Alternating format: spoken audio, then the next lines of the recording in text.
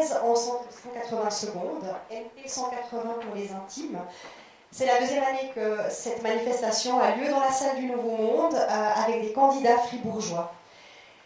Peut-être les principes, les grandes lignes de la manifestation.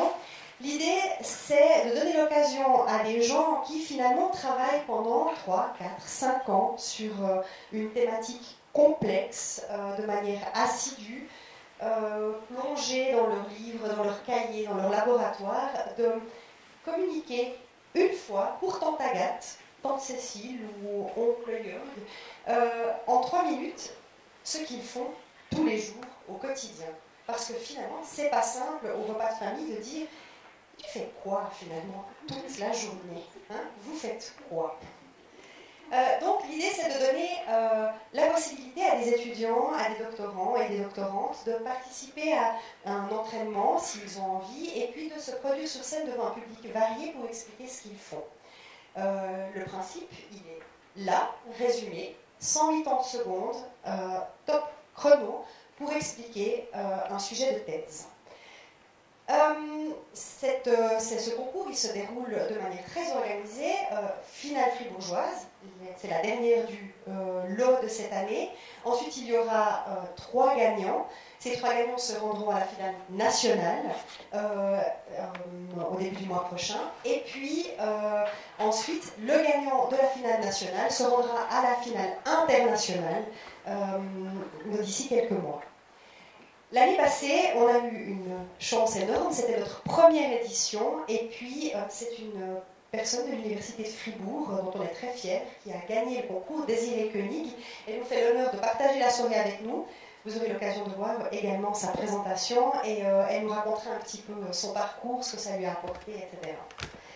Donc, j'ai dit 3 gagnants, 3 prix du jury que nous allons accueillir tout à l'heure. Et puis, il y a aussi un vote du public. Je pense que tout le monde le sait. Vous avez tous dans la main un petit jeton. La soirée va se dérouler en 2 temps. Une partie, disons, en 3 temps. Une partie de discours, une partie de présentation des thèses. Et puis, vous aurez l'occasion de sortir de la salle, de vous aérer un petit coup, de boire quelque chose au bar qui se trouve juste sur votre gauche. Et au fond de la salle, sur votre gauche, se trouvent 6 urnes pour 6 candidats.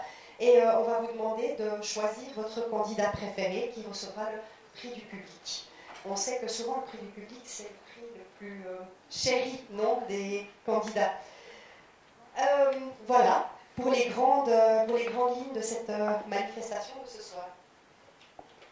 Pour aller un petit peu plus profondément dans le sujet, avant de commencer, j'aimerais accueillir une personne sans qui cette manifestation n'aurait pas lieu. Cette manifestation, elle émane de la CUSO, donc un organe qui est transversal aux universités. Et puis l'année dernière, Denis Biotte, qui se trouve aussi dans la salle, on est en famille, est venu vers l'université de Fribourg en disant « Oui, mais vous ne voulez pas participer quand même ?» Puis on a eu la chance d'avoir un vice-recteur en charge de l'enseignement qui a trouvé l'idée extraordinaire, qu'il a défendue auprès du rectorat et qui a proposé au service de communication de l'université d'organiser cet événement. Ce qu'on fait avec grand plaisir. Et donc j'aimerais accueillir sur scène Thomas Schmidt, le vice-recteur enseignement de l'université de Fribourg.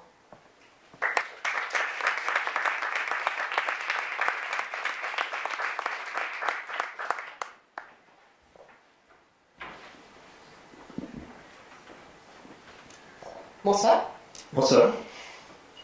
Comme j'ai dit, moi je suis très reconnaissante parce que c'est quand même grâce à votre impulsion que cette manifestation a lieu.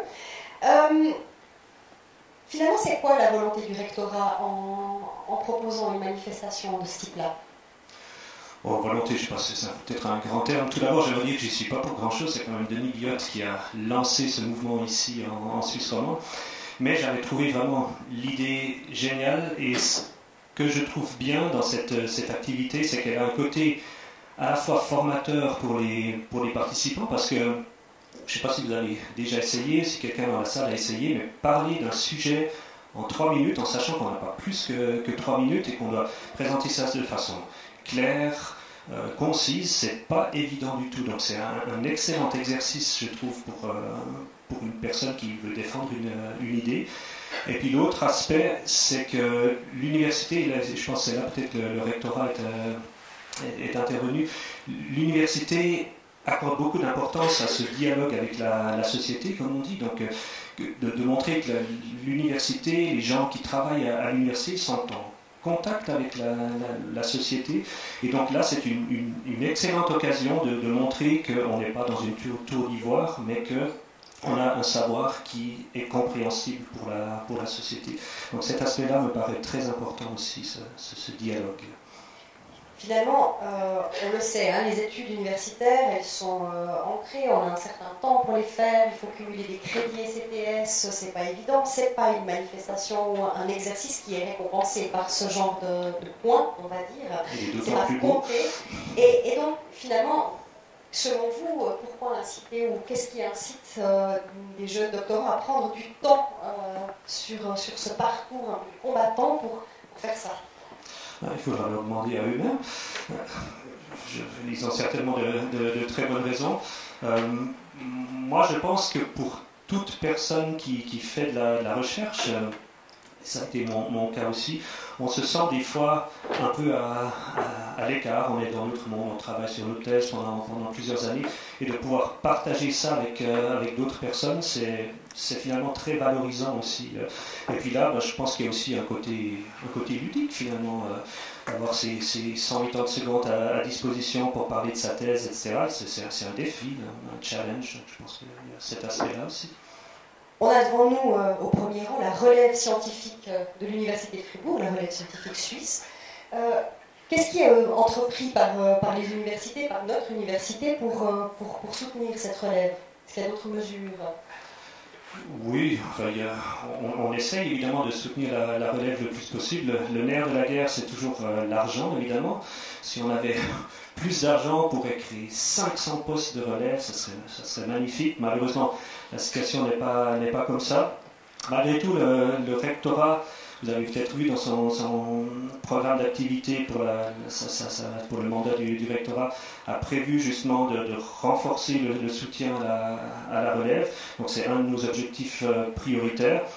On y travaille. Une première étape a été par exemple de créer ce nouveau statut de professeur assistant qui n'existait pas jusqu'à présent et qui va permettre de faire le lien entre, disons, les postes du corps intermédiaire et les postes de professeur. Donc ce sont des postes à cheval entre ces deux mondes-là. Donc ça, c'est une première étape concrète.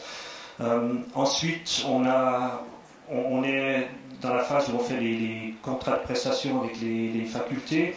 Donc on essaye de mettre l'accent sur ça, sur la création de nouveaux postes pour la relève.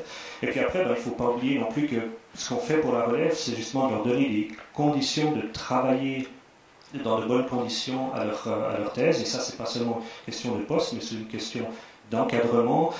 Il y a les programmes doctoraux de la CUSO, justement, on parlait avec Denis Biotte.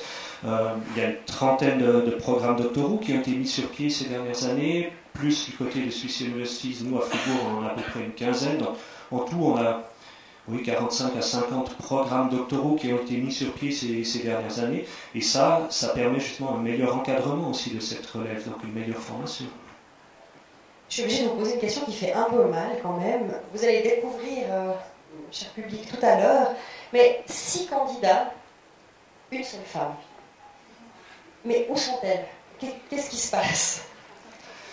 Je ne sais pas où elles sont cette année, mais elles sont là, en principe, les femmes à l'université. Évidemment, c'est quand même une question qui fait un petit peu mal dans la mesure où, là, c'est pas propre à Fribourg, mais c'est au monde académique en général. Il y a malheureusement les chiffres montrent malheureusement que, alors qu'au début des études, au niveau bachelor, master, il y a encore une relative égalité homme-femme, mais ensuite les chiffres s'écartent de plus en plus, il y a de moins en moins de femmes au niveau du doctorat, puis ensuite dans les postes de relève, ou dans les postes de professeurs. Ça, c'est un problème qui n'est pas propre à Fribourg, c'est un problème de société, mais ce sont des chiffres qui font mal, c'est vrai. On les a vus encore récemment au rectorat, et vraiment les deux courbes s'écartent de façon drastique. Ça, c'est très dommage. Là aussi, le rectorat de l'Université de Fribourg essaye de lutter là contre, essaye donc de promouvoir la relève féminine également, mais ce sont des choses qui ne se font pas en 2-3 ans, donc ce n'est pas sur un mandat de rectorat qu'on peut espérer changer radicalement les choses, mais j'espère qu'avec le temps, on va arriver à des résultats un peu plus satisfaisants. Mais vous avez raison de mettre le doigt dessus, c'est un problème, mais qui n'est pas propre à Fribourg. Peut-être avant de rejoindre la salle, est-ce que vous avez un conseil à leur donner? De ne pas dépasser 3 minutes déjà, et puis sinon, non, j'ai pas vraiment de conseil, mais moi je dirais que ce qui marche toujours, c'est qu'il faut être authentique, il faut être vrai, il faut pas essayer de jouer un rôle, et surtout il faut être passionné et montrer qu'on est passionné par ce qu'on fait, et que ce soit ce soir ou en général dans la vie, je crois que c'est ce qui marche le mieux. Merci. Je vous en prie. Bonne soirée.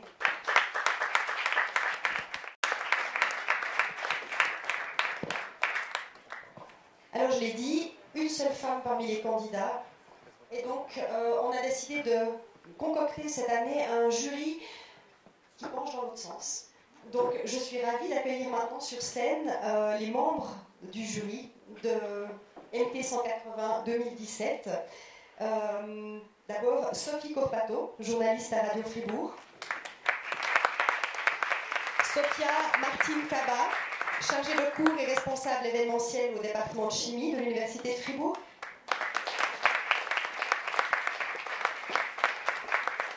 Claire Jacob, professeure au département de biologie.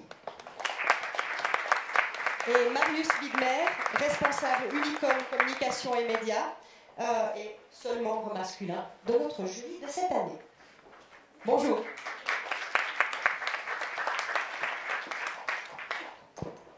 Je vais vous passer un micro aussi. Peut-être avant de vous laisser vous installer et puis de savourer le spectacle, ça serait bien qu'on en sache un tout petit peu sur vous. Est-ce que vous pourriez l'un après l'autre un peu dire ce qui vous amène ici ce soir, pourquoi vous avez accepté ce rôle qui n'est pas forcément facile. Ben bon, c'est vous qui allez commencer. Très bien. Les médias à l'honneur. Et moi j'étais curieuse de voir comment on arrive à résumer des années de travail, vous l'avez dit, 3, 4, 5 ans, en 3 minutes. Ça m'intéresse parce que dans mon métier de journaliste radio, on est chaque jour amené à synthétiser de l'information, à la vulgariser, la rendre accessible, compréhensible de tous. Donc ça m'intéresse de voir en fait comment on fait la même chose avec un travail de plusieurs années. Et c'est pour ça que j'ai accepté l'invitation. Voilà. Peut-être en passant encore, ça va être quoi le point que vous allez observer? Qu'est-ce qui vous intéresse particulièrement? Je dirais la capacité de synthèse, de vulgarisation bien sûr, et puis ça c'est pour la forme, dans le fond, et puis pour la forme peut-être plus un ton juste, une capacité de capter son audience, peut-être une aisance aussi sur scène, dans la gestuelle, voilà, un tout en fait, autant sur la forme que le fond. Ça va être difficile, désolée. Merci. Bonsoir. Moi, je suis responsable des activités vers le public dans le département de chimie, comme vous savez dit. Donc, j'ai fait la vulgarisation scientifique. Donc, pour moi, c'était très important de participer ce soir et un honneur d'être membre du jury. Donc, je vais faire vraiment attention à comment les gens ils vont vulgariser leur sujet. Donc, voilà, tout simplement. Je ne vais pas être trop dans la forme, dans les gesticulations, tout ça, mais surtout la passion qui met les gens à la vulgarisation de leur sujet. Merci. Voilà, alors bonsoir. Voilà pourquoi je suis ici. En fait, je n'avais pas trop le choix. Quand j'ai dit oui à Farida, je n'étais pas encore embauché ici à l'université. Et je dis commencer par un simple non, je ne viens pas. Ça aurait été un peu trop négatif. Effectivement, j'ai commencé là en début mars. Je crois que c'est en février que tu m'as présenté ça. Mais je suis ravi d'être ici. Je trouve que c'est super intéressant. Je suis auprès de mon dernier travail à l'Office fédéral de la statistique. qui sort environ 130 communiqués de presse par année, aussi tout le temps vu ce travail de vulgarisation, parce qu'il y a une spécialisation très très élevée là aussi. Et j'ai hâte de voir aussi comment ici, dans une autre forme, pas par écrit, mais oralement, les doctorants ils vont sortir ça, vulgariser, etc. Et j'espère, voilà, à ce quoi je vais faire attention. Moi, j'aime toujours quelqu'un qui sort un peu du commun, qui essaie, qui tente. Peut-être ça joue pas, mais voilà, moi je dis osez, prenez plaisir, et j'ai hâte de voir ce que vous allez présenter ce soir. Madame Jacob. Alors moi je suis chercheur, j'ai été étudiante en thèse, donc j'ai beaucoup de passion. Oui, et aussi je suis sensible à ce que vous vivez, parce que je suis passée par là. Et c'est très important de participer à l'éducation des étudiants, des jeunes chercheurs. Et donc j'ai accepté de faire partie de ce jury de thèse pour vous aider potentiellement à continuer dans votre carrière. Et puis j'aimerais aussi dire quelque chose de particulier aux chercheurs. Donc c'est très important d'être capable de présenter son travail dans un temps très limité, d'une façon convaincante. Et ça, c'est important dans plusieurs cas. Un cas très important, c'est pour la recherche de financement. Donc quand vous déposez une demande de financement, très souvent, vous allez passer devant un jury. Et là, vous n'avez que quelques minutes pour convaincre les membres du jury que votre projet est important et qu'ils doivent soutenir financièrement votre projet. Donc ça, je pense que c'est le plus important. Après, bien sûr, pour une recherche de poste, il faut être convaincant, vous passez devant une commission, et puis, bien sûr, quand vous présentez à un congrès international, souvent, les reviewers sont dans la salle de votre prochain papier, donc c'est important de les convaincre à l'avance pour pouvoir publier. Donc, je pense que c'est un exercice très utile, et je suis contente de participer aujourd'hui. Merci. Gardez le micro.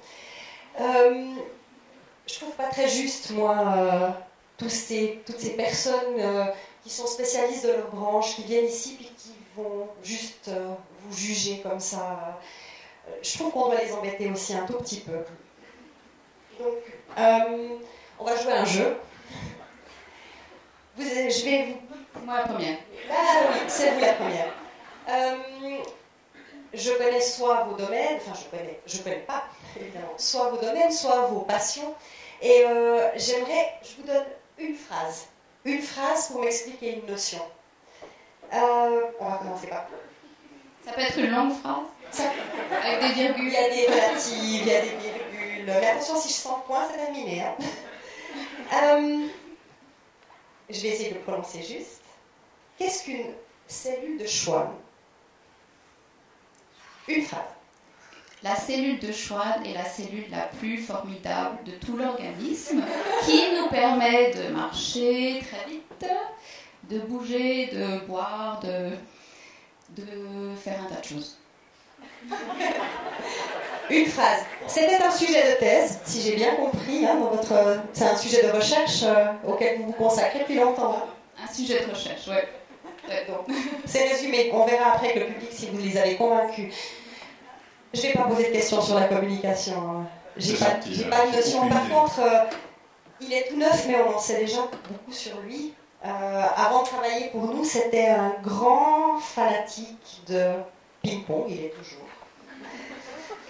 Et donc, il va nous expliquer en une phrase, parce que moi, je trouve que ça ressemble à... Quand j'écris des communiqués de presse, je trouve que ça ressemble à un truc que je pourrais mettre, qui passerait tout à fait inaperçu dans les nanomatériaux.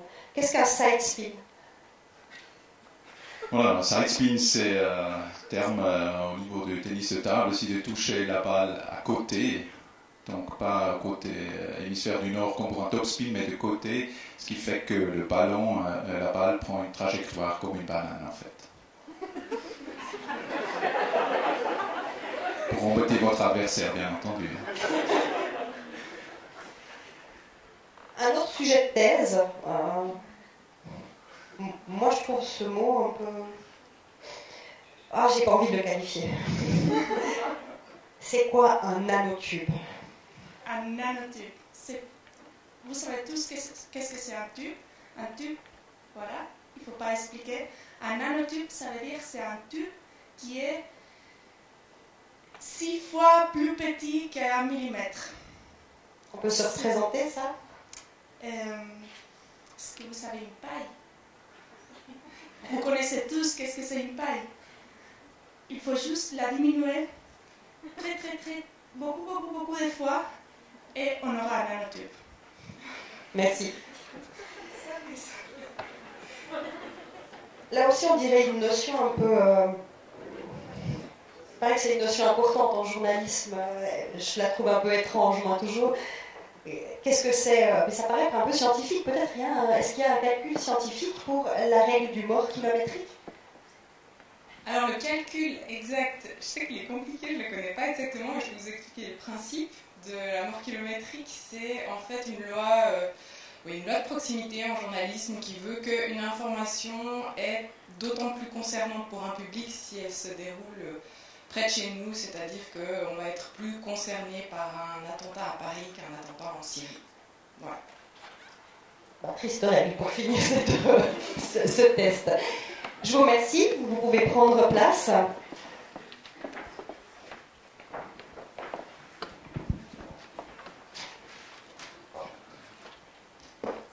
Et j'en profite pour vous remettre les dossiers de nos candidats. Je vous laisse distribuer. Donc le jury a à disposition une feuille pour chaque candidat qu'il va remplir et ensuite pendant la pause, quand vous pourrez vous-même déposer vos petits jetons dans les urnes, ils débattront et éliront 3 vainqueurs. Bien. En communication, on apprend qu'il faut parler avec des images. C'est pas toujours facile de se renouveler. Ce soir, j'ai décidé de vous dire que un projet scientifique, un projet tout court, mais un projet scientifique, c'est un peu comme un Kinder Surprise. Vous recevez, vous décidez d'avoir un projet, puis vous avez ce joli petit œuf, tout parfait. Puis bon, on peut déjà manger le chocolat. Puis après, il faut ouvrir la boîte. Après, il faut monter le jouet. Alors, quand on monte facilement, on oublie qu'il y a eu un projet derrière, puis qu'il y a certainement un ingénieur, un designer qui ont dû concevoir ce jouet. Et puis réussir à rentrer tout ça dans l'œuf comme il faut.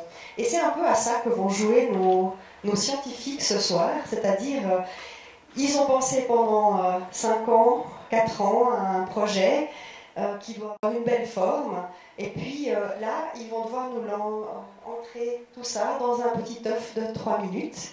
Donc pour jouer le jeu correctement, j'invite déjà nos candidats à nous rejoindre une première fois sur scène pour tirer leur ordre de passage sous la forme d'un petit œuf Kinder. Je leur inflige pas le chocolat.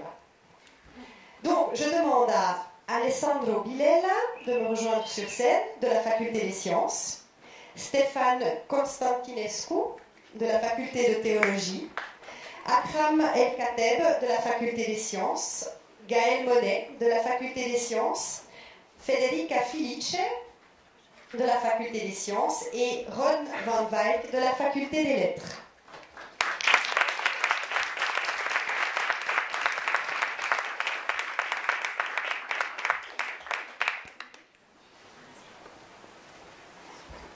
Alors, dans mon petit sac, il y a 6 œufs. Je vais vous laisser les tirer au sort. On joue un petit peu à Koh-Lanta comme ça.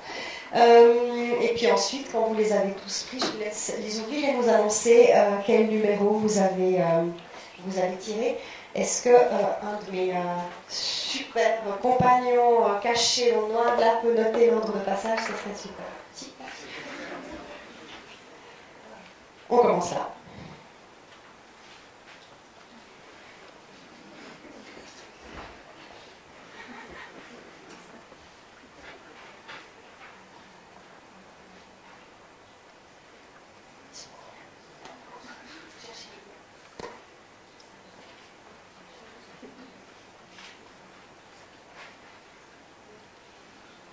Bien, je vous laisse les ouvrir.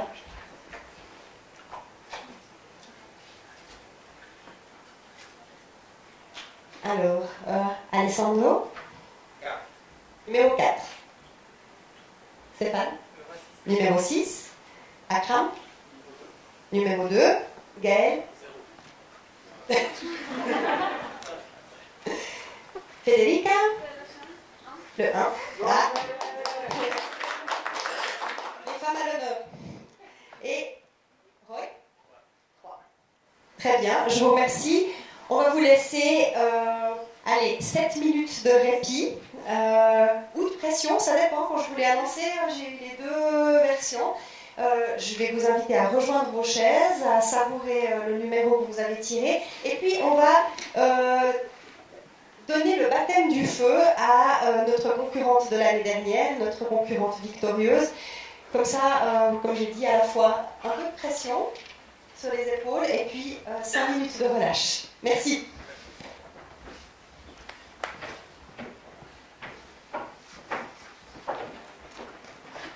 J'accueille donc sur scène Désirée Koenig.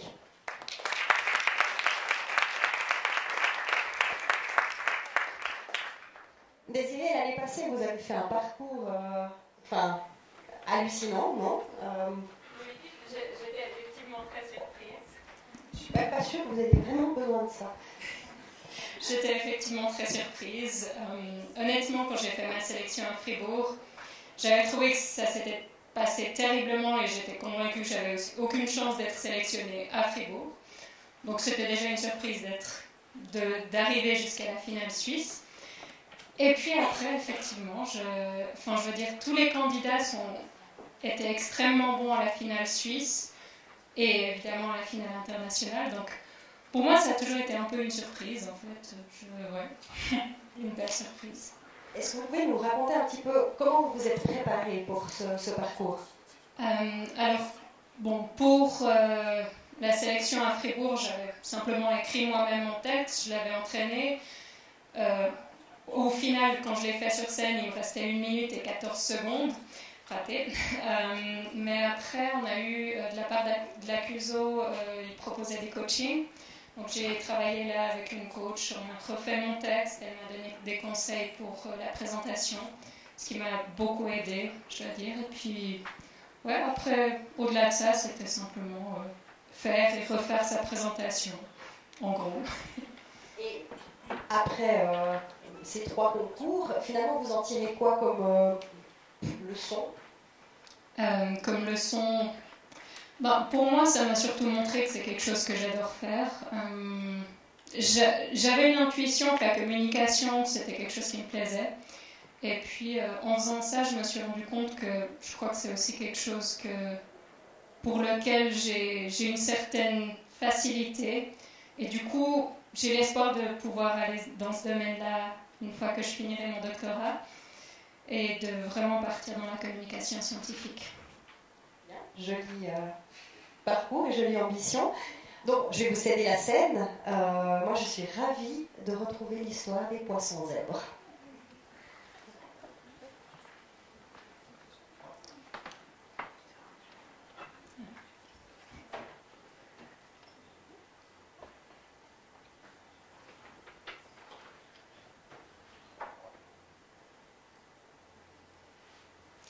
Ceci est un poisson zèbre. Et ce soir, je vais tenter de vous convaincre qu'il devrait être votre poisson préféré. Lorsque j'avais 15 ans, j'ai travaillé dans une usine de chocolat. Le chocolat, c'est sympa, mais on oublie souvent que la vie d'usine peut être stressante. Et parfois, il y a des accidents. Pendant que j'étais là, une employée a eu sa main coincée dans une machine qui a écrasé un de ses doigts et l'a coupée.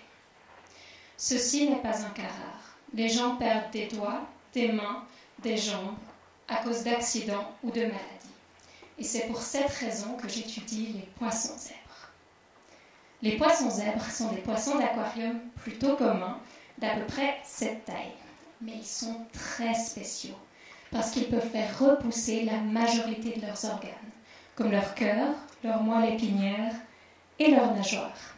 Et c'est ça le sujet de ma thèse, la régénération des nageoires. Si vous avez déjà entendu parler de régénération, vous pensez peut-être aux cellules souches. Celles-ci sont très prometteuses dans le traitement de diverses maladies parce qu'elles peuvent d'une part se multiplier presque indéfiniment et d'autre part se transformer potentiellement en une multitude de types de cellules différents.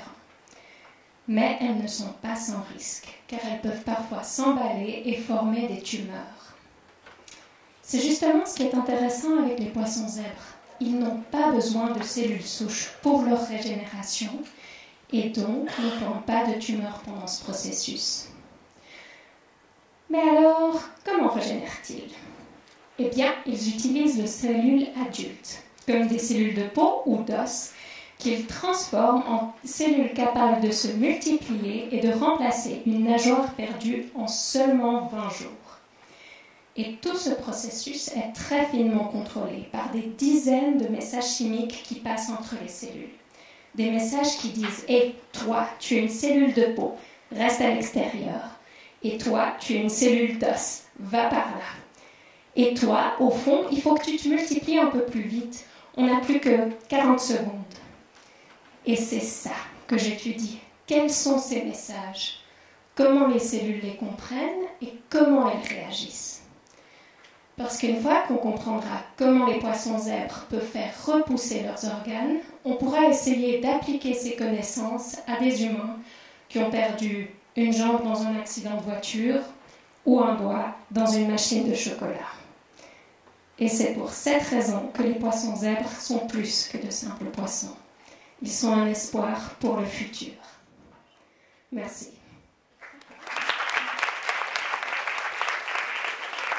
Je tiens encore toujours mon temps. Hein. Ouais, on y arrive toujours plus rapide. Oui, encore toujours. Je vous souhaite bonne chance pour la suite. Vous en êtes où maintenant ? Encore toujours en train de faire ma thèse. Ça ne se finit jamais. Mais je devrais finir vers la fin de l'année. Et après, aucune idée. C'est la question à ne jamais poser à un doctorant. Je suis là pour poser des questions, ne leur pas poser. C'est mon boulot. Effectivement. Alors, merci beaucoup.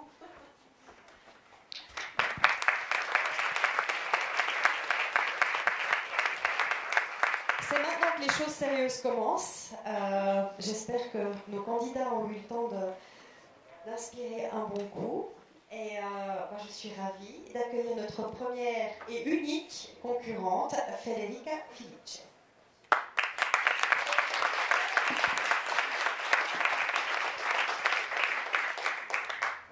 Federica, vous arrivez de Turin, je crois. Oui. Pourquoi être venue étudier à Fribourg ? Parce qu'il fait plus froid. Non, c'était un peu par hasard. J'ai envoyé beaucoup d'applications. Après, j'étais choisie ici à Fribourg. Je suis très contente d'être ici, de faire mon doctorat ici. Et voilà, les sujets me plaisent beaucoup, alors oui, c'est parfait. Vous allez faire mentir, déjà vous faites mentir les statistiques puisque vous êtes la seule fille. Donc vous avez le courage de monter sur scène ce soir. Et puis, vous m'avez envoyé un petit texte sur vous. Et c'est un texte qui fait mentir toutes les questions de genre. Vous ne souhaitiez pas devenir princesse ou ballerine ou chanteuse quand vous étiez petite. Vous souhaitiez devenir neurochirurgienne. Oui. Mais parce que j'ai toujours regardé des séries ER ou Grey's Anatomy, j'étais toujours fascinée par la neuroscience. Après, oui, j'ai changé, mais c'est neurobiologie. C'est toujours dans le même domaine. Et, oui, j'espère de rester dans ce domaine aussi après. Très bien. Ben, vous voyez le titre de la présentation de Federica qui a déjà tout de la thèse. Hein. Oui. Oui. On va vous écouter nous raconter votre histoire et je vous laisse maintenant la scène. Merci.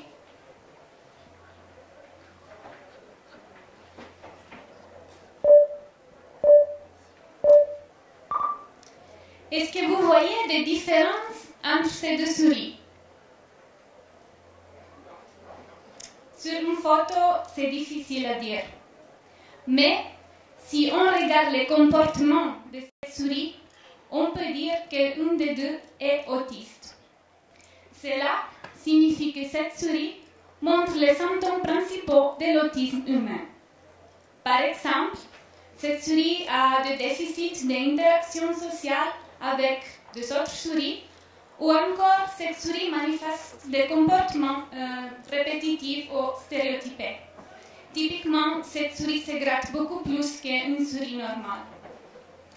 Maintenant, quand on parle d'autisme, ce qui rend le traitement de cette maladie si difficile est qu'elle est liée à plusieurs facteurs, notamment les mutations génétiques ou encore des molécules qui sont présentes dans l'environnement.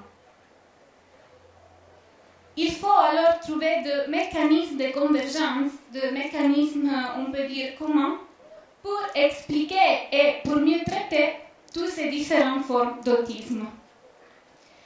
En examinant le cerveau de mes souris autistes, j'ai observé qu'une protéine, la parvalbumine, était moins exprimée, c'est-à-dire moins présente. La parvalbumine est une protéine essentielle pour la régulation de l'activité neuronale et, plus précisément, la parvalbumine maintient l'équilibre entre excitation et inhibition, qui sont les deux forces principales pour le fonctionnement physiologique de notre cerveau. Fait intéressant, une réduction de parvalbumine a été aussi observée dans le cerveau des patients autistes, et pas seulement dans le cerveau des souris. Il semble alors que la parvalbumine est un point de convergence pour l'autisme. C'est pour cette raison que, pendant la deuxième partie de mon doctorat, j'ai essayé d'augmenter le niveau d'expression de parvalbumine dans le cerveau de mes souris, et suite à cette augmentation, j'ai vu que les comportements sociaux ainsi que les comportements répétitifs s'améliorent. Alors, cette découverte ouvre la voie pour des autres thérapies ou de nouvelles thérapies pour l'autisme ou pour les formes d'autisme caractérisées pour une réduction de parvalbumine. Mais, c'est clair, il faut valider ces résultats sur des autres modèles animaux avant d'envisager les patients humains. Merci.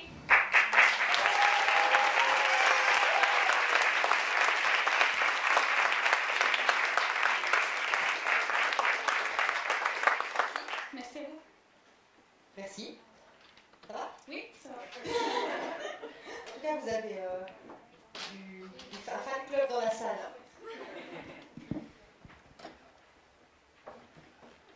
Notre deuxième victime, Akram El-Kateb de la Faculté des Sciences.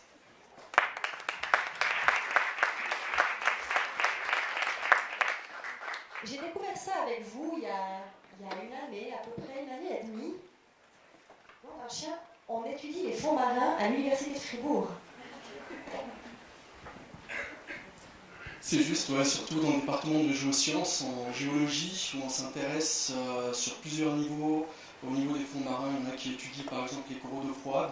Moi, j'étudie en fait la pollution dans le milieu marin.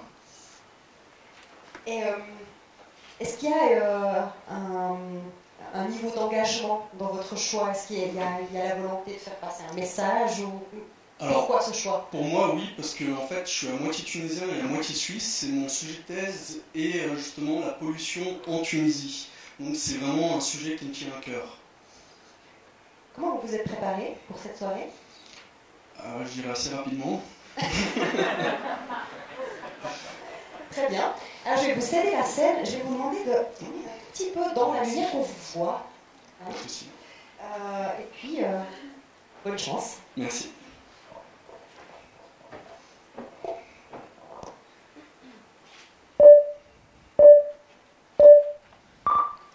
Donc j'imagine que vous connaissez tous la Tunisie, que ce soit par exemple pour des vacances en bord de mer, ou bien pour le printemps arabe, ou encore pour les derniers attentats qu'il y a eu dernièrement en Tunisie. Mon sujet de thèse, lui, est lié à la Tunisie, mais malheureusement il est peu connu du grand public. En fait, j'étudie l'impact de la pollution des usines de phosphate sur le milieu marin au golfe de Gabès. Et en fait, dans cette problématique, il y a 3 thèmes que j'aimerais vous présenter ce soir. Le golfe de Gabès, la pollution due aux usines de phosphate et également les foraminifères.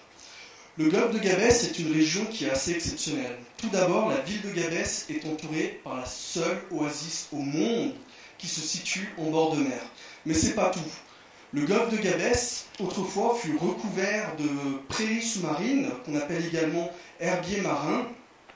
Et ces herbiers abritent de nombreux poissons, mais également des tortues de mer et aussi des coraux.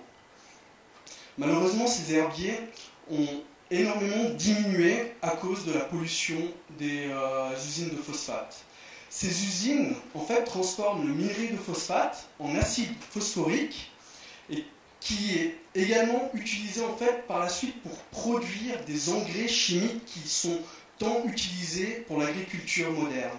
Mais durant cette transformation, on génère une très grande quantité de déchets qui est également appelée phosphogypse. Et ces phosphogypses contiennent de nombreux polluants comme des métaux lourds.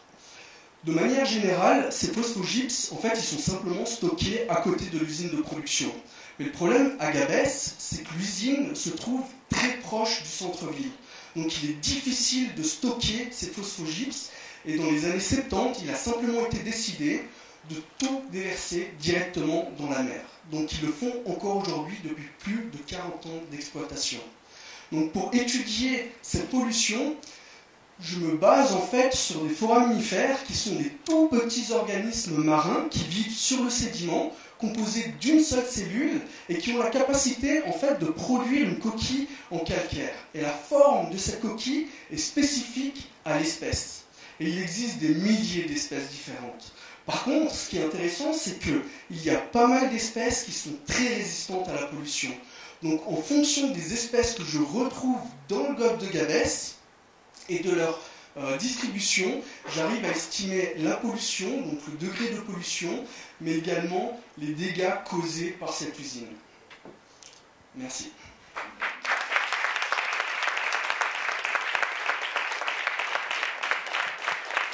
Pari réussi. Comment ça va? Ça va mieux. Bien. Et bien on va voir si votre combat ou votre cause a convaincu et le jury et le public. Je vous remercie. Merci beaucoup.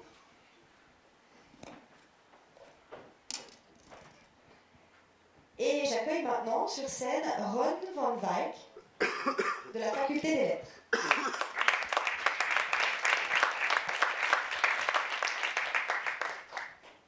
Bonsoir.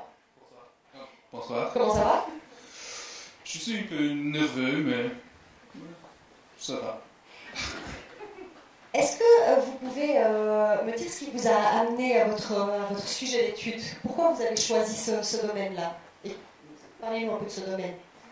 C'est un peu cliché, mais j'ai une enseignante qui m'a vraiment intéressé dans ce sujet et qui m'a inspiré aussi. C'est tout. C'est comme ça. C'est déjà beaucoup. Très bien, inspirer les gens. Ouais, c'est... Comment vous êtes préparé pour ce soir?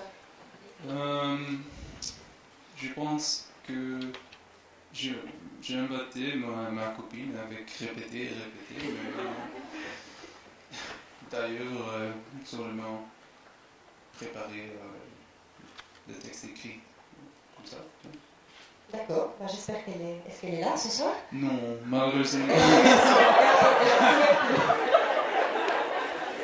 Elle a assez entendu. Il sera très méchant, je pense. Et qu'est-ce que vous attendiez en vous inscrivant? Pourquoi vous vous êtes inscrit à ce concours? Parce que je pense que c'est très ludique, mais aussi important de comprimer son sujet à son essence. Je pense que c'est la meilleure manière de faire ça. Très bien, on va voir si le pari peut être tenu. Je vous laisse la scène, peut-être mettez-vous aussi dans la lumière.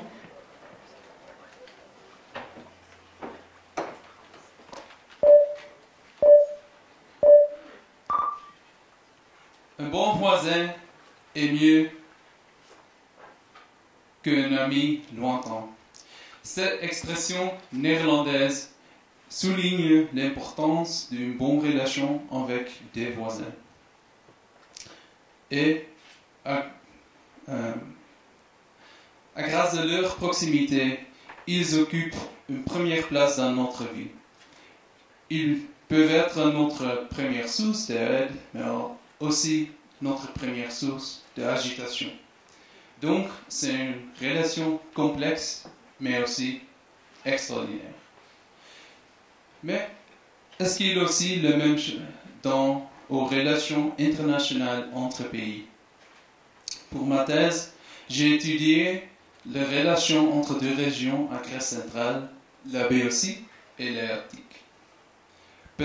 Avec les sources littéraires, les inscriptions que vous voyez et l'archéologie, j'ai analysé 500 ans de leurs relations, de découvrir qu'est-ce que fait la différence entre un voisinage, mais aussi les relations entre autres pays. Je le fais avec 3 questions.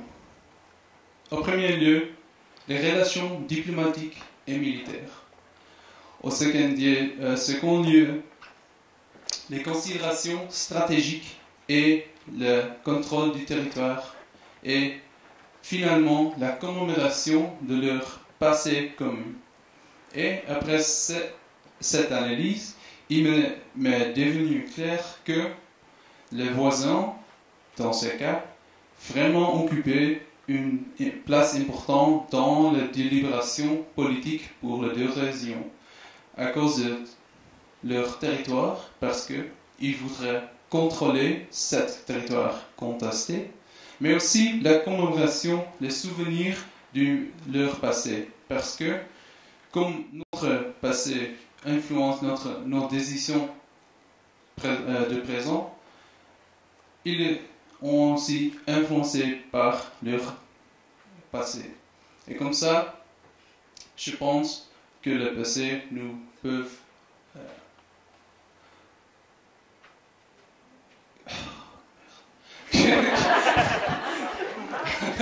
le passé nous peut apprendre quelque chose de nos décisions, mais aussi de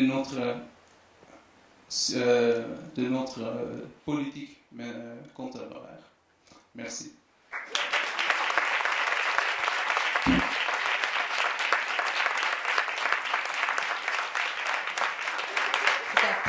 C'était très bien. Un peu de vulgarité au milieu, ça permet de respirer un petit peu. Vous pouvez maintenant lâcher le temps. Merci beaucoup. Et j'accueille maintenant sur scène Alessandro Bilela.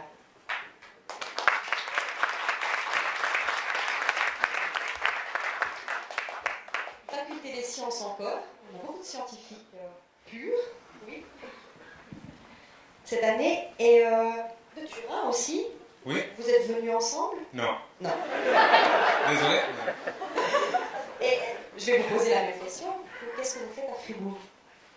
Je suis venu ici parce que j'ai fait mon doctorat ici dans les neurosciences. J'ai eu beaucoup de chance parce que Fribourg c'est très agréable. J'ai connu beaucoup d'amis ici. Et j'ai passé vraiment de beau temps.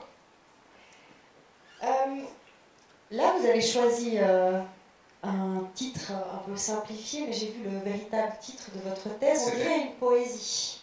Oui, c'est vrai. Oui, j'ai décidé de faire plus court et plus compréhensible. Voilà. Je l'ai vulgarisé. Est-ce que vous pouvez nous dire ce qui vous a fait choisir ce sujet? Parce que c'était pas vraiment très étudié. C'était quelque chose, on peut dire, un peu de nouveau. Et pour moi, c'était très agréable de découvrir quelque chose très nouveau et qui aussi s'est impliqué dans les émotions. Vous avez été un peu mon client mystère de l'année. Je vous ai rencontré aujourd'hui seulement. Oui. Tous les autres candidats, on les rencontre une fois ou l'autre pour un entraînement, pour une séance, etc. Et vous arrivez ce soir. Comment vous vous êtes préparé? J'ai répété beaucoup, et beaucoup, et beaucoup. Et je crois qu'après, j'ai répété encore. Très bien. On va voir le résultat de ces multiples répétitions. Je vous laisse la scène. Restez seulement dans le rond de lumière.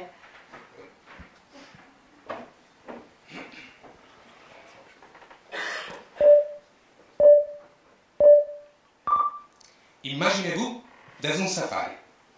Vous êtes en train de prendre beaucoup de photos, les paysages, les zèbres, les éléphants.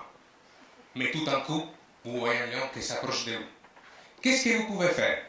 Je crois que vous avez deux options. La première, peut-être parce que vous êtes un peu fou ou vous êtes vraiment très fort, vous décidez de combattre contre les lions. La deuxième, que pour moi c'est aussi la plus raisonnable, vous commencez à courir le plus vite possible.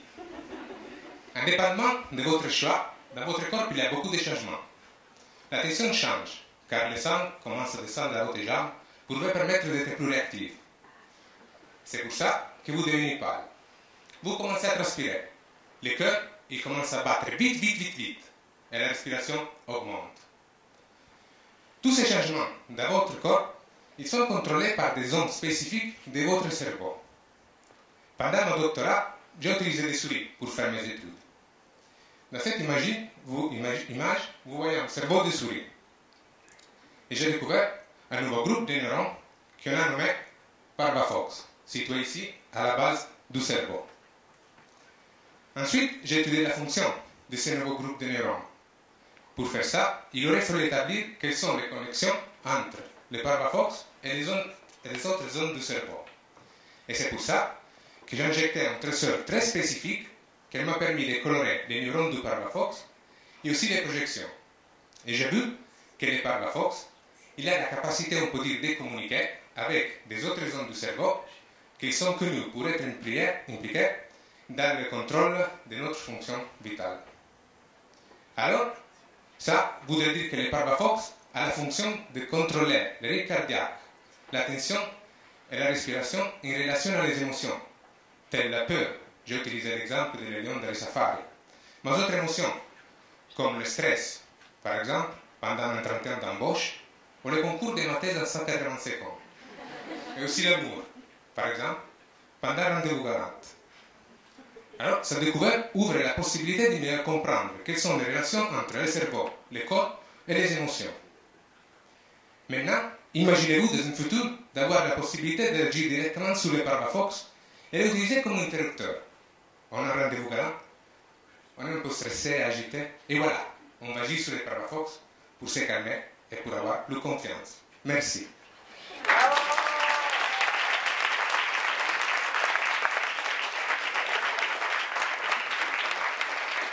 Le travail paye. Pardon? On dirait que le travail paye. Oui. Je suis un peu sincère.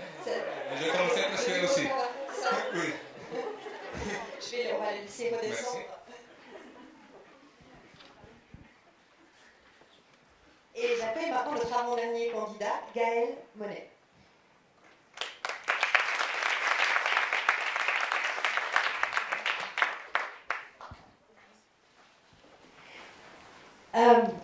Viens avec moi dans la lumière. Gaël, t'es doctorant, non, c'est tu. Mais pas que.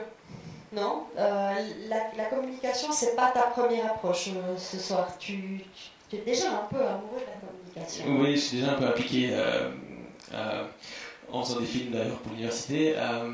Parce que c'est un peu une passion en fait. J'ai jamais voulu faire que de la science, mais j'ai voulu essayer de la communiquer depuis tout le temps. Donc voilà, c'est pour ça que j'ai essayé de concilier un peu les deux, ce qui est vraiment pas facile. Tu enseignes, tu fais des films, tu écris des textes. Tu as déjà une petite assise là-dedans. Oui, et j'essaie de dormir aussi. Oui. Comment tu t'es préparé pour ce soir? Puisque tu avais déjà les doigts dans le nez, puisque tu étais déjà... pas les doigts dans le nez, mais en fait un concours circonstance, je dirais. J'étais peu après que je me sois inscrit. J'étais dans une fête où je ne connaissais pas celui à côté duquel j'étais assis. Et en fait, c'était un chauffeur de poids lourd à la retraite. Et quand il a compris que je travaillais avec ses impôts, il m'a cuisiné pour savoir ce que je faisais. Et puis en fait, il voulait savoir. Et pendant presque une heure, j'ai parlé de ce que je faisais. Et c'est ce qui a inspiré mon texte d'aujourd'hui. Là, je l'ai condensé en 3 minutes. Et t'as pas une heure ce soir? Justement, ouais. J'ai fait le condenser. C'est ça. Bien, on va voir le résultat d'une conversation avec un chauffeur poids lourd à la retraite préoccupé par ses impôts. C'est ça. Voilà, chaque présentation a son histoire.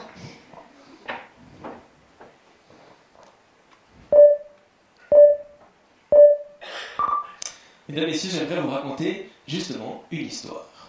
L'histoire de l'homme, de l'humanité, à la conquête de la connaissance. Et dans cette course vers la connaissance, j'aimerais attirer votre attention sur deux participants, le physicien et l'ingénieur. Et je crois que les deux concourent côte à côte et que l'un a besoin de l'autre pour progresser. Peu avant les années 1900, le baron de Kelvin, celui des degrés Kelvin, a cru que les physiciens avaient terminé leur course. Il a cru que c'était fini, les physiciens avaient fait leur travail, ils avaient compris la nature, et il s'agissait maintenant de regarder les ingénieurs finir la leur de course en développant des appareils capables d'améliorer le quotidien de l'homme. Mais le baron Kelvin s'était trompé. Il a sous-estimé les ingénieurs. Les ingénieurs ont été capables de fabriquer des appareils avec une meilleure résolution, et ce qui apparaissait au temps de Kelvin comme la courbe en noir ici, en fait se révélait être la somme de structures plus complexes en couleur ici. Si vous voulez, c'est un peu l'histoire du Petit Prince qui dessine un éléphant dans un boa, mais en fait, tout le monde le prend pour un chapeau. Au temps de Kelvin, on croyait que c'était un chapeau, en fait, c'était un éléphant dans un boa. Et ça a ébranlé la communauté scientifique. C'était l'époque d'Einstein, et c'est ça qui a donné la naissance de la mécanique quantique, qui est une théorie à peu près aussi loufoque qu'un éléphant dans un boa. Et le sprinter, celui qui a gagné le sprint, c'était Schrödinger avec son équation en 1926. Mais ce sprint n'était en fait qu'un sprint intermédiaire. Car de là a surgi beaucoup de phénomènes inexpliqués qui sont à l'origine maintenant de vos écrans de smartphone, de vos batteries de voitures ou de vos panneaux solaires. Je suis un physicien du solide, matériaux solides. J'étudie des matériaux qui pourraient composer votre écran de smartphone. J'étudie ce matériau-là, le titane disélénide, un alliage de titane et de sélène, posé sur un disque en cuivre ici, avec une feuille d'or. Pourquoi une feuille d'or? Parce que l'or, on connaît très bien ses électrons, et on peut se servir comme référence pour les électrons de mon matériau. Ici, sur ces courbes-là, c'est typiquement des courbes de distribution d'électrons en fonction d'énergie, ce que je rencontre tous les jours. Alors pourquoi mon matériau est-il intéressant? Il est intéressant parce que si on lui intercale un peu de cuivre, si on lui met un petit peu de cuivre à l'intérieur de sa structure, il devient supraconducteur. Et ça, c'est le Graal de la physique du solide depuis à peu près un siècle. Pourquoi ça marche avec du cuivre et pas un autre élément? Pourquoi un taux précis de 7% et pas un autre taux? Eh bien, c'est ça que j'essaie de découvrir. C'est pour ça que je fais une thèse.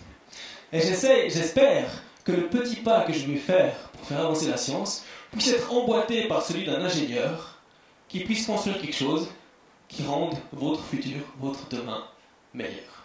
Merci pour votre attention.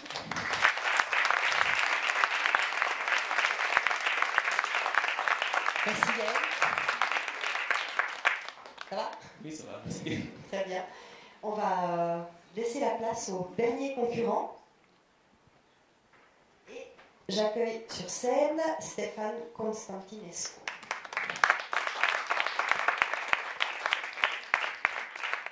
Bonsoir. Stéphane, ce soir, je crois que vous allez nous parler d'amour. Oui. C'est un joli sujet. Comment on arrive là? Alors, on arrive par deux biais. Ça peut être la propre expérience d'amour qui nous pousse à chercher encore plus loin et de trouver les sources de l'amour, mais aussi l'expérience de travail scientifique en théologie et qu'on appelle Dieu l'amour. Alors, on essaie de voir si cet amour est aussi présent dans notre vie. Qu'est-ce que vous attendiez dans ce... L'amour, ça fait rire les gens. C'est bien. Qu'est-ce que vous attendiez de ce concours en vous inscrivant? Alors, dans un premier temps, j'ai voulu vulgariser aussi la théologie, qui reste des fois un domaine de Dieu et qu'on n'ose pas le dire tout simplement pour tout le monde. Alors, après, c'était aussi le challenge pour moi de simplifier mon sujet pour moi-même et pour les autres, pour voir est-ce que vraiment on peut dire en 3 minutes un sujet si complexe pour lequel il y a des gens qui ont travaillé des siècles et des siècles. Alors là, on est passé de 5 ans à des siècles et des siècles. Le défi est encore plus grand en théologie. On va voir si vous gagnez l'amour du jury et du public. Je vous laisse la scène. Merci.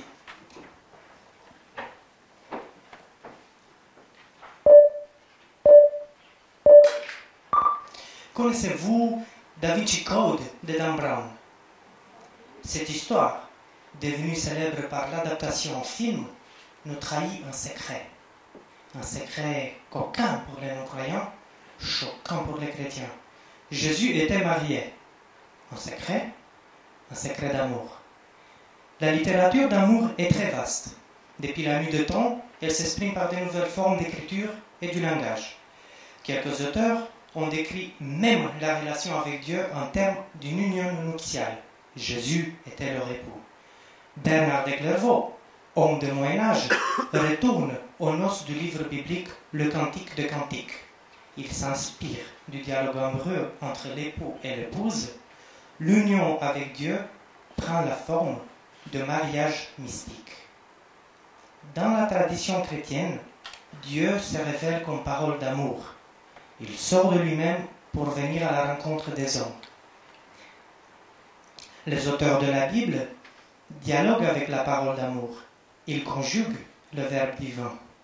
Imaginez ceci. Vous recevez une lettre d'amour. Ces mots font vibrer vos sentiments. C'est l'expérience d'amour. Vous la partagez avec votre bien-aimé. À travers les paroles de la lettre, vous recevez sa visite. Un secret, le secret de la parole. Bernard de Clairvaux écrit qu'il a reçu les visites du Verbe divin. Ma thèse examine ce témoignage. La langue bernardienne dévoile des artifices de troubadour. La composition des sermons est rythmée par des jeux de mots, des cryptogrammes, la musicalité. Cette richesse linguistique trahit l'intensité de l'expérience vécue. Derrière les expressions de Bernard, je découvre les traces d'une visite réelle du Verbe divin. Certains peintres représentent la visite sur l'image de la lactation. Le mystique voit et goûte le lait de la science divine. Bernard crée une théologie du va-et-vient entre expérience et expression. Quant à moi, j'ai décrypté la chose du texte, comme disait Ricoeur, pour dégager la matrice d'une visite du verbe dans le langage, l'esthétique et la théologie de notre temps. Certes, l'écriture bernardine est une œuvre esthétique. Elle se nourrit d'une expérience merveilleuse. Le parfum de ces paroles, une essence divine, invite le lecteur à découvrir le jardin du Christ époux. La finalité n'est pas la description, mais l'accès à la réalité de l'amour verbalisé. Un secret, le secret de l'amour.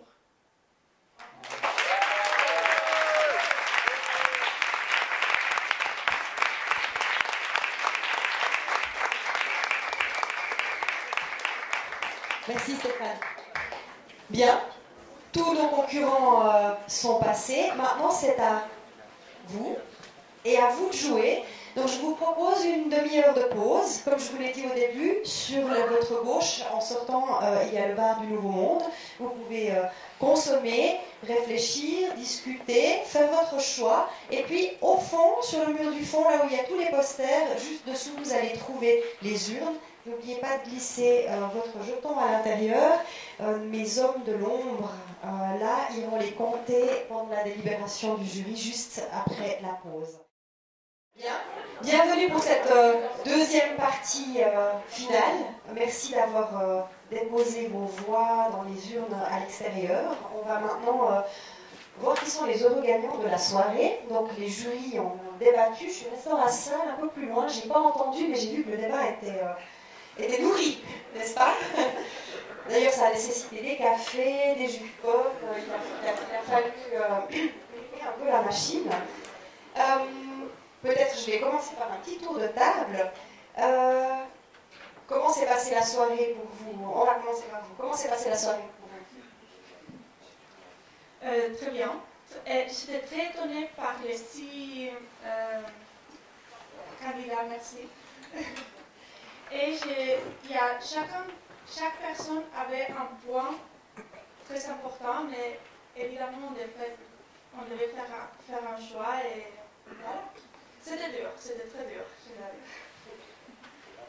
Madame Jacob, qu'est-ce qui a particulièrement attiré votre attention finalement? Vous nous avez dit ce que vous attendiez. Est-ce que cette attente est et récompensé. Est-ce que vous avez vu ce que vous souhaitiez voir?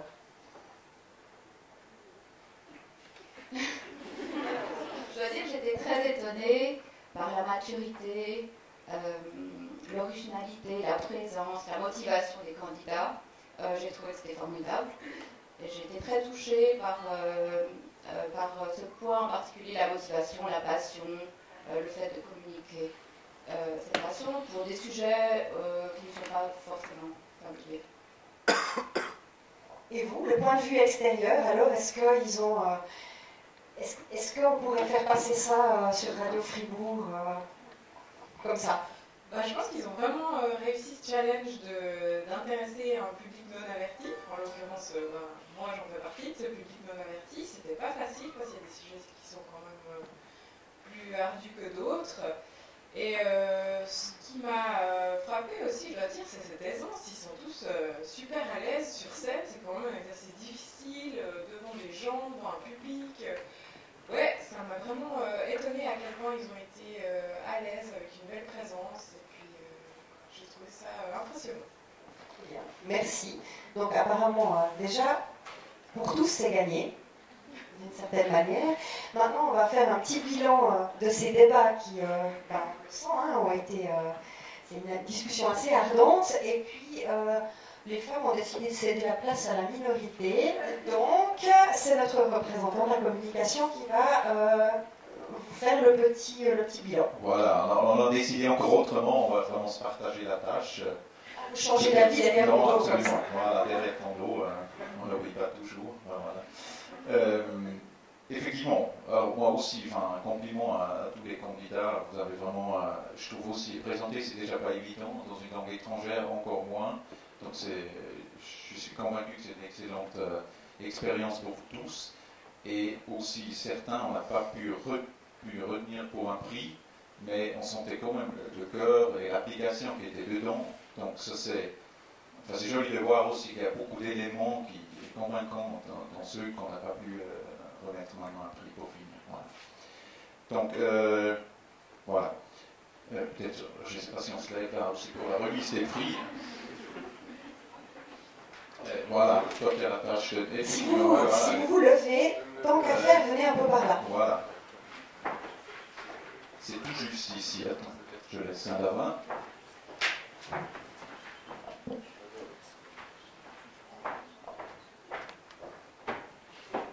Voilà, le temps était très court pour nous parce qu'à la fin, c'était surtout la troisième place qu'on n'a presque pas pu décider. Première, deuxième, c'était pas assez facile, mais on était assez rapidement d'accord. Et pour le troisième prix, c'était très difficile, on était partagé, c'était carrément un 2-2 entre ce candidat et l'autre. Et il y a plein de beaux éléments simplement dans cette présentation qu'on a comme dit. C'est un sujet qu'il faut retenir. Peut-être on peut le retravailler encore un peu plus parce que je pense qu'il y a encore beaucoup de potentiel dedans qui n'a pas encore été pleinement développé. On n'a pas tout compris aussi dedans. Mais le sujet de l'amour, voilà, je pense qu'il faut l'envoyer en Suisse. Et félicitations donc à Stéphane.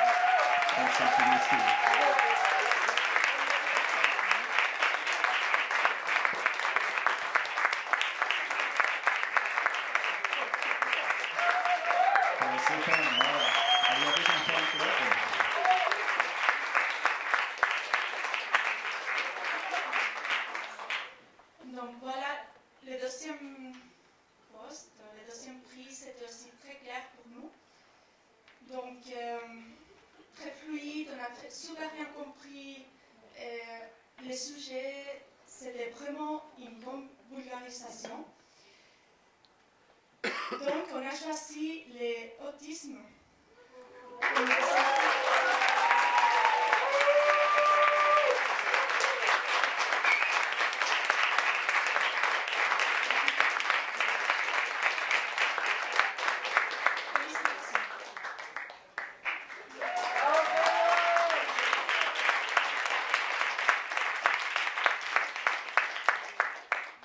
Et puis le premier prix, comme on l'a dit, c'était assez facile. En tout cas, les deux premiers, c'est vrai ça nous est apparu assez clairement.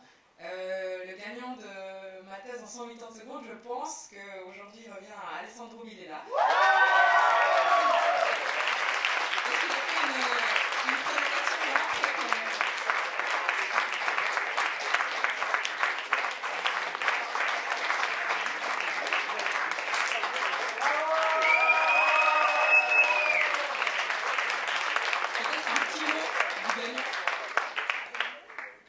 merci beaucoup, vraiment. Je ne sais pas que dire.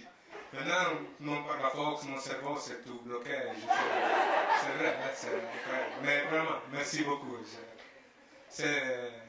pense que c'est une bonne chance pour s'améliorer aussi à parler.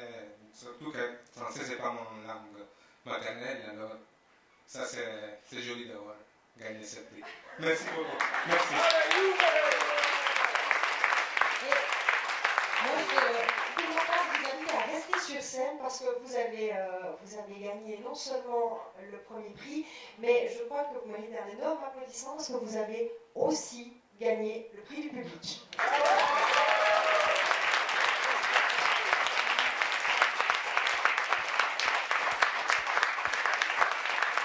Bravo.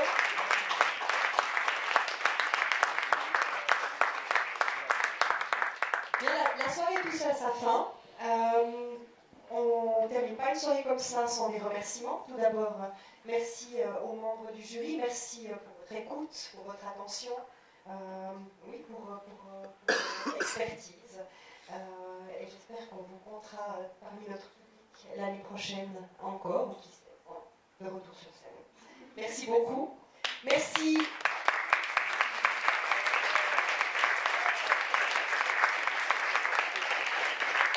Merci évidemment avant tout aux candidats et à la candidate. Félicitations à ceux qui ont gagné, bravo à ceux qui ont participé, qui ont donné de leur temps et qui ont donné le meilleur pour réussir. Ils ont dit, hein, ça a été difficile de départager le dernier prix. Je pense que vous étiez plusieurs sur les rangs. Ma foi, il faut choisir. J'aimerais remercier le Nouveau Monde avec Franck, au fond, qui a géré toute la soirée. Nos hommes de l'ombre, ici à gauche, qui ont géré les écrans, l'horloge, la sacro-sainte horloge, notre caméraman issu de l'université qui va rendre cette soirée comme un souvenir impérissable.